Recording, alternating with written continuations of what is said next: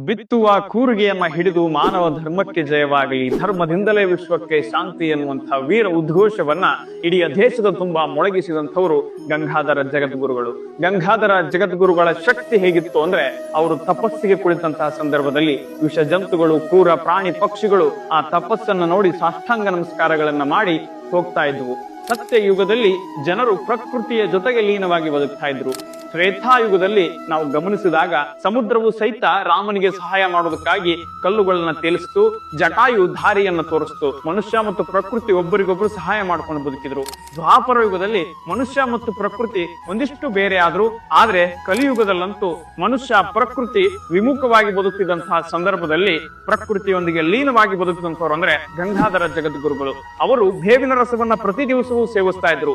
ತಟ್ಟನ್ನೇ ತಮ್ಮ ವಸ್ತ್ರವನ್ನಾಗಿ ಮಾಡ್ಕೊಂಡಿದ್ರು. ಒಡೆದ ಮಡಿಕೆಯಲ್ಲಿ ನೀರನ್ನ ಕುಡಿತಾ ಇದ್ರು. ಅವರು ತಪಸ್ಸಿಗೆ ಕುಳಿತಾಗ ಮೈ ಮೇಲೆ ಹಾವುಗಳು, ವಿಷಪೂರಿತವಾದಂತಹ ನಾಗರ ಹಾವುಗಳು ಹರಿದಾಡ್ತಾ ಇದ್ವು. ಅವರ ಅಡ್ಡಪಲ್ಲಕ್ಕಿ ಮಹೋತ್ಸವದಲ್ಲೂ ಸಹಿತ ಹಾವುಗಳು ಅಡ್ಡಪಲ್ಲಕ್ಕಿಯ ಸಂದರ್ಭದಲ್ಲಿ ಬಂದು ಬಂದು ಹೋಗ್ತಾ ಇದ್ವು. ಕಲಿಯುಗದಲ್ಲಿಯೂ ಸಹಿತ ಸತ್ಯ ಯುಗದಂತೆ ತ್ರೇತಾಯುಗದಂತೆ ಮನುಷ್ಯನಿಗೆ ಪ್ರಕೃತಿಯು ಸಹಕರಿಸಿದೆ ಅಂದ್ರೆ ಅದು ನಮ್ಮ ಗಂಗಾಧರ ಜಗದ್ಗುರುಗಳಿಗೆ.